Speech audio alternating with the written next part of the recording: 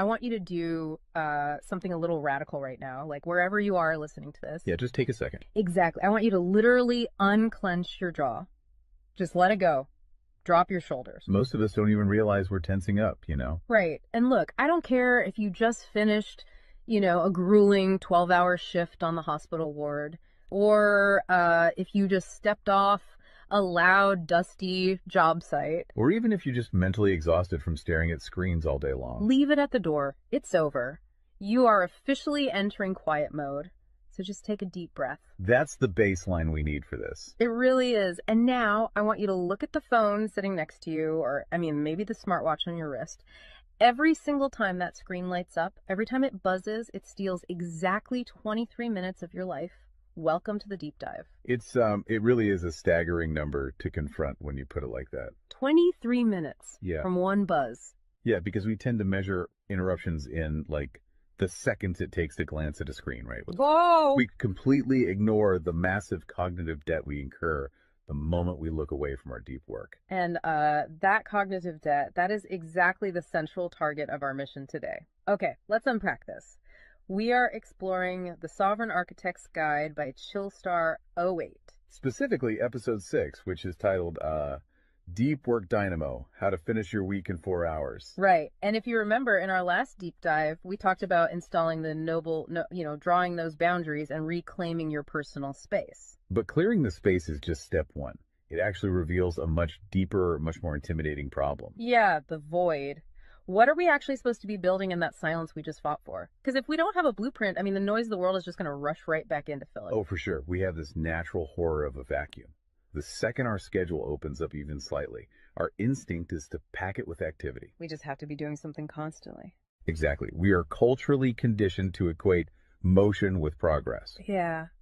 But Chillstar 08 introduces a really brilliant distinction here. She talks about the trap of idling. I love this concept so much. Think about a car engine, right? Mm-hmm. The engine is running, the pistons are firing, it's burning through all this expensive fuel, making a ton of noise and vibration. But the car is in park. Yes, it isn't going anywhere, and that is what most of our daily quote-unquote busyness looks like. We feel incredibly productive because we are in constant motion. Right. You check a text message while you're sitting at a stoplight. Or you answer a quick email while walking from your car to the front door. You stare at a spreadsheet on your laptop while, your family dinner is sitting right in front of you, literally getting cold. And that right there is the illusion of productivity. You end your day feeling physically and mentally depleted because you were constantly doing something. So you didn't actually do anything that matters. Exactly. If you step back and evaluate your legacy, the deep, meaningful work, the art, the business strategy, the relationships. Right, the relationships that actually move your life forward. None of it progressed. You spent 8 hours idling. You were everywhere, which means you were truly nowhere. Man, that hits hard. And this brings us back to that terrifying 23-minute statistic from the research she cites. I don't want to just gloss over this. No, we definitely shouldn't. Because understanding the mechanism behind it is crucial. Why does a 5-second distraction cost us almost half an hour? It basically comes down to how our prefrontal cortex manages working memory. Your brain is not a computer processor that can just run multiple applications in parallel. Right. We can't actually multitask. Exactly. When you are doing deep work, say writing a complex proposal, your brain loads this massive fragile web of context into your working memory. Like holding all the pieces of a puzzle in your hands at once. Yes. You are holding multiple variables, ideas, tones all at once. So when your phone buzzes and you glance at a text from your partner asking about groceries, your brain is forced to execute a context switch. So it has to dump all the proposal data just to load the grocery data. It literally flushes the working memory buffer, yeah. It has to process the new rules and the emotions associated with that text message. Wow. And then when you turn back to the proposal, you cannot just pick up where you left off. Your brain has to laboriously rebuild that entire web of context from scratch. Oh, I hate that feeling. Were you just staring at the screen like, what was I even saying? Right. It has to retrieve the thread of your argument. Remember the tone you were using, recall the variables. That rebuilding process takes an average of 23 minutes of cognitive effort. And it burns a ton of energy doing that, right? Massive amounts of glucose. That explains so much. I mean, that is why people hit 5 p.m. and feel physically exhausted, almost sick to their stomachs. Even if they've just been sitting in a really nice ergonomic chair all day. Exactly. They haven't been doing deep work. They've been doing cognitive gymnastics, just constantly flushing and reloading their working memory. They are burning fuel just to stay in park. So, okay, let me bring in what I like to call the transformer concept here. Because our focus is like an electrical grid. If you have, 50 browser tabs open, you are leaking energy as raw, unusable heat rather than concentrated light. That's a great way to look at it. So if we are all acting like our focus is this cheap, renewable resource, how do we stop being what Chillstar 08 calls a subject to the pings of the world? I mean, how do we actually become the architect of our attention? Well, what's fascinating here is how she frames the philosophical shift we need. She says utility does not equal value. Oh, say that again. Utility does not equal value. Right. In the modern workforce, we have been completely conditioned to believe that being constantly available makes us valuable. Like if you answer a Slack message in 3 seconds, you're the hero. Exactly. You are praised as a good worker. Or if you jump on a Zoom call with 5 minutes notice, you're a team player. But that is just utility. I mean, being highly available makes you a commodity. You're like a human router just passing information back and forth. And routers are easily replaced. True sovereignty, true value comes from being impactful. You simply cannot make a deep, lasting impact if your attention is constantly fractured by the agendas of other people. Yeah, when you operate like that human router, you are spending your finite, precious Mondays executing someone else's script. You're a subject to the pings of the world. Okay, so we know the biology of why this destroys our focus, and we understand the philosophical trap of, trying to be too available, but how do we actually fix the mechanics of our workday? We have to build the deep work dynamo. Right. So think of your attention like water pressure. If you poke 50 tiny holes in a garden hose, open browser tabs, email notifications, group chats. The water just trickles at the end. Exactly. You cannot wash a car with a trickle. You're just making the driveway wet. That's true. So the Dynamo Audit she lays out, it's about putting a high pressure nozzle on that hose. It narrows the opening to create a stream powerful enough to actually blast through the dirt. And the first step in that audit is auditing the physical environment itself. She calls it analyzing your signal-to-noise ratio. Okay, so visualize your workspace right now. She asks you to determine if it is a sanctuary or a transit hub. Let's be honest. Most of us are operating in transit hubs. A transit hub is a place of constant arrival and departure. People walking by, announcements over the loudspeaker, just a blur of motion. Yeah, and you can't build a legacy in a train station. But we need to push past the basic phones are distracting advice, right? Because our listeners already know that. Oh, absolutely. Chillstar 08's rule is much more brutal than that.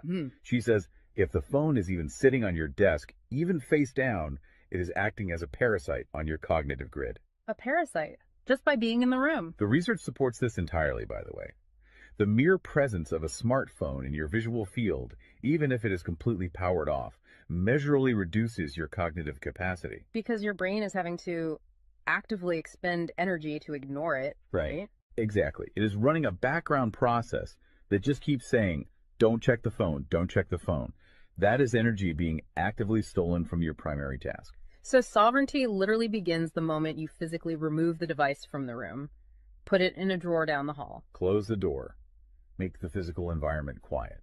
But okay, let's say you've done that. That doesn't stop your own brain from creating internal noise, right? Like trying to juggle 5 projects at once. How do we fix the internal wiring? That brings us to the second pillar of the audit, which is the batch wiring rule. This directly addresses the danger of switching fatigue, which we touched on with that 23-minute penalty. Right, the cognitive glucose burn. Yeah. When we attempt to multitask, like writing a creative brief, then pausing to check inventory levels, then answering 3 customer service emails. And then trying to go back to the brief. Right. We are grinding our mental gears to dust. We are switching between entirely different cognitive states. Because creative writing uses a completely different part of the brain than calculating inventory, obviously. They require entirely different operating frequencies. So the batch wiring rule dictates that you must group similar tasks together based on their cognitive load. Okay. And you do not switch the current until that specific type of work is completely done. You do all your deep analytical thinking in one high voltage burst. And then you save all your reactive administrative stuff for a separate lower voltage block later in the day. Precisely. It's all about staying in one gear. Like if you are driving up a really steep hill, you don't constantly shift between first gear and fifth gear. You lock into the gear that provides the right torque and you just ride it out. That's a perfect analogy. But okay, here's where it gets really interesting. This leads to the third pillar of the audit, and this is where I actually need to seriously push back on the source material a bit. She calls this the zero access window. Ah, yes. This is usually where the resistance starts for people. Because it sounds impossible for a normal person. She says you cannot just plan to be focused, right? You have to legally schedule it. You have to lock in one sovereign hour. Yeah, 1 hour where you are legally dead to the outside world. No boss, no family, no, hey, do you have a second for a quick question? Just you and the blueprint. It's extreme, yes. But let's do a reality check here. I mean, I see how that works for a solo digital entrepreneur or a freelance writer, but what about someone whose literal job description is to be available? Right, like an IT support specialist. Or a floor manager, or a nurse on a ward, or even, a parent at home with a toddler. How do they justify just vanishing? It feels like this advice only applies to a very specific, privileged type of worker. That is the most common and, frankly, the most valid hurdle to this entire system. But we really have to look at how the principle scales, and we have to look at the internal psychology of the worker. Okay, walk me through that. First, let's address the context of Chillstar '08's own life. She is not some solitary monk living on a mountain. She is a wife, a mother, and a grandmother. Oh, wow. Okay. Yeah, and she runs a luxury travel agency and a digital marketing business. Her entire professional and personal life is built around communication and client management. She probably receives hundreds of legitimate demands on her attention every single day. So she is really in the thick of it. She isn't just speaking from some ivory tower. Far from it. She implements the zero access window because of those demands, not in spite of them.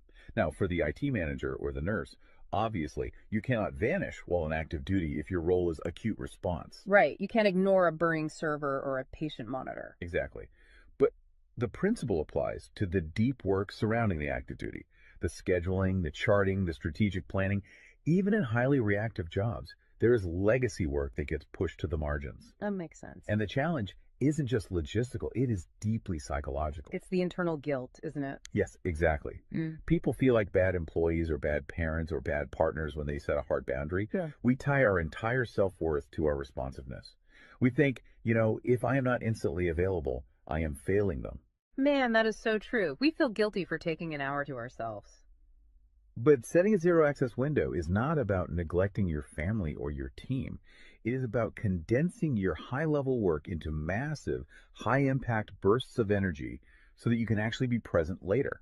Wow. Okay. Consider the alternative. If you don't carve out that absolute focus, you end up giving your family or your team partial fractured attention for 12 hours straight. Exactly. You are physically at the dinner table, but mentally you are drafting an email. Or you are sitting on the floor playing with your kid, but you're checking a Slack notification over their shoulder. You are trading constant low-quality availability for scheduled high-quality presence. It is entirely about communicating boundaries to protect the quality of the time you do give people. You tell your team, look, I am going offline for 60 minutes to finish this crucial report. If the servers literally catch fire, call this specific emergency number. Otherwise, I will address all questions at 11:00 a.m. Right. You aren't vanishing to hide.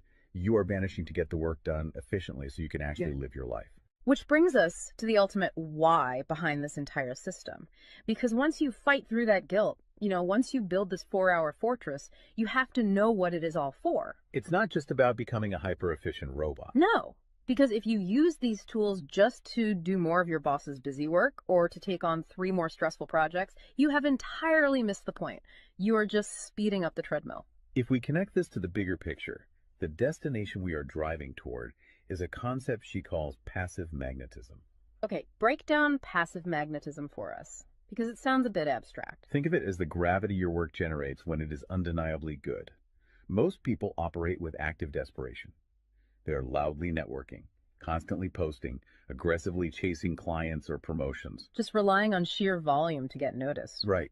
Passive magnetism is the exact opposite. It is the ability to attract results, clients, wealth, legacy, or respect through the undeniable quality of your deep work. Because you actually took the time to build something substantial rather than just talking about building it. Yes, when you engage the deep work dynamo, you produce work so concentrated and so valuable that it acts as a magnet. You don't have to chase the market comes to you. And the ultimate prize of achieving that passive magnetism isn't just more work. The prize is time. Time is the ultimate currency. The dream of the sovereign architect is to finish an entire week's worth of business output in just 4 hours.